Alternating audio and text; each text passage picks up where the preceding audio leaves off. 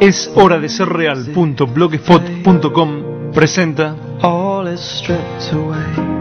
Policarpo.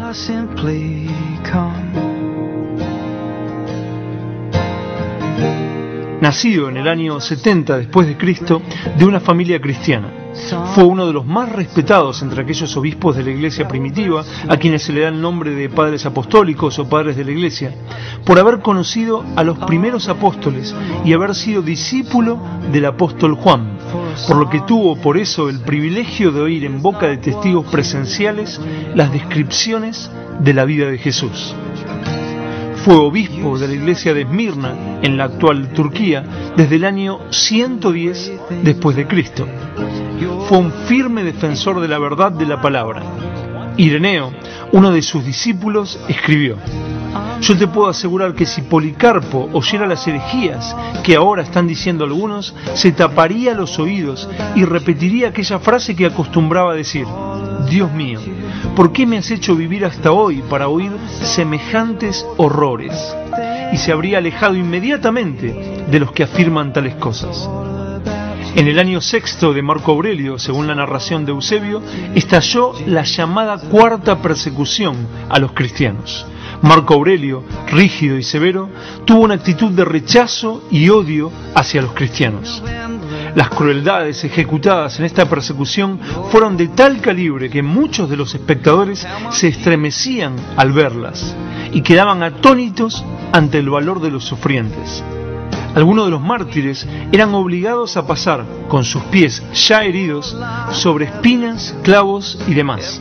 Otros eran azotados hasta que quedaban a la vista sus tendones y venas, y después de haber sufrido los más atroces tormentos que pudieran inventarse, eran destruidos por las muertes más temibles. En aquel tiempo se cuenta de un cristiano llamado Germánico, un hombre joven, pero verdadero cristiano.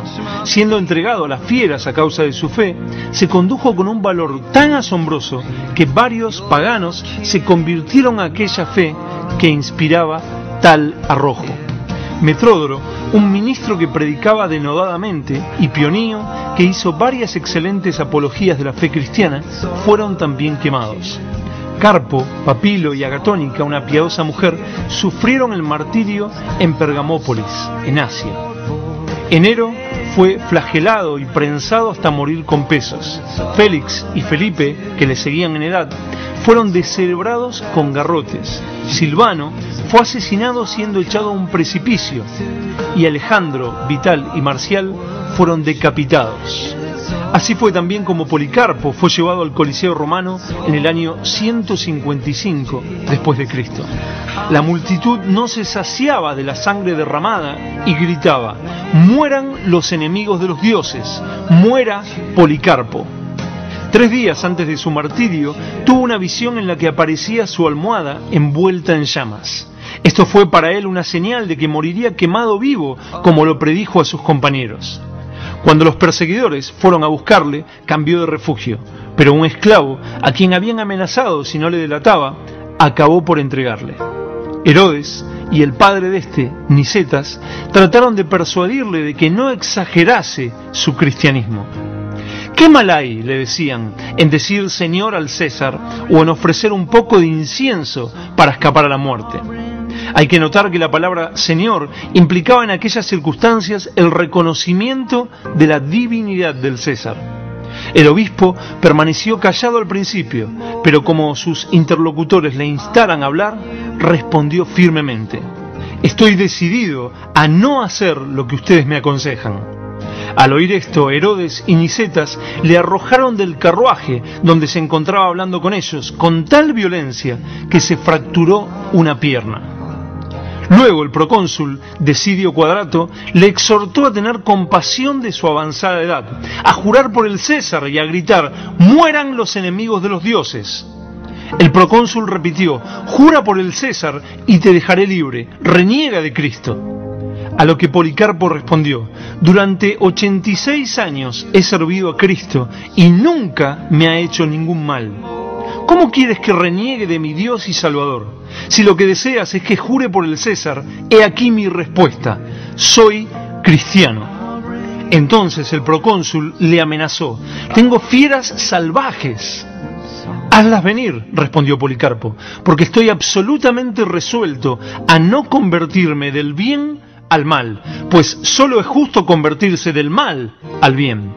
El procónsul replicó: «Puesto desprecias a las fieras, te mandaré quemar vivo». Policarpo le respondió: «Me amenazas con fuego que dura un momento y después se extingue.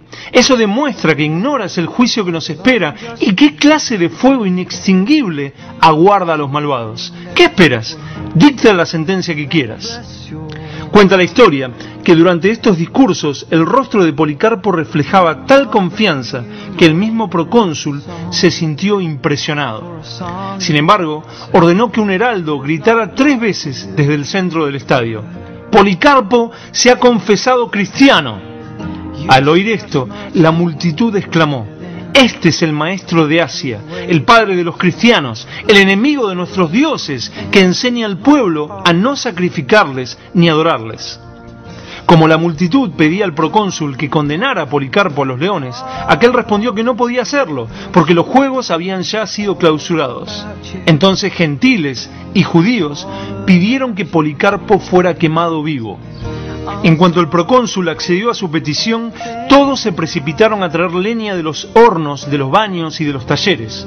Alzando los ojos al cielo, Policarpo hizo la siguiente oración: «Señor Dios Todopoderoso, Padre de nuestro Señor Jesucristo, yo te bendigo porque me has permitido llegar a esta situación y me concedes la gracia de formar parte del grupo de tus mártires, y me das el gran honor de poder participar de la copa de tu Hijo Jesús. Concédeme la gracia de ser admitido entre el grupo de los que sacrifican su vida por ti, y haz que este sacrificio te sea totalmente agradable. Yo te alabo y te bendigo, Padre Celestial, por tu Santísimo Hijo Jesucristo, a quien sea dada la gloria por los siglos de los siglos». Viendo todo esto, el centurión redujo a cenizas el cuerpo del mártir. De Policarpo solo se conoce una carta escrita a los filipenses. En esta carta escribió: «Sirvamos al Señor con temor y toda reverencia, como Él mismo dio mandamiento y los apóstoles que os predicaron el Evangelio, absteniéndonos de ofensas y de los falsos hermanos y de los que llevan el nombre del Señor hipócritamente, que hacen descarriar a los necios. Por lo tanto, abandonemos las acciones vanas de muchos y sus falsas enseñanzas, y volvamos a la palabra que nos ha sido entregada desde el principio. Por tanto, os exhorto a todos a ser obedientes a la palabra de justicia y a soportarlo todo, según visteis con vuestros propios ojos en los bienaventurados Ignacio, Zósimo y Rufo. Sí, y en los otros también que han venido a vosotros, así como en el mismo Pablo y en el resto de los apóstoles, estando persuadidos de que todos estos no corrieron en vano, sino en fe y justicia, y que están en su lugar debido, en la presencia del Señor, con el cual han sufrido también, porque no amaron al mundo presente, sino a aquel que murió por amor a nosotros y fue resucitado por Dios para nosotros».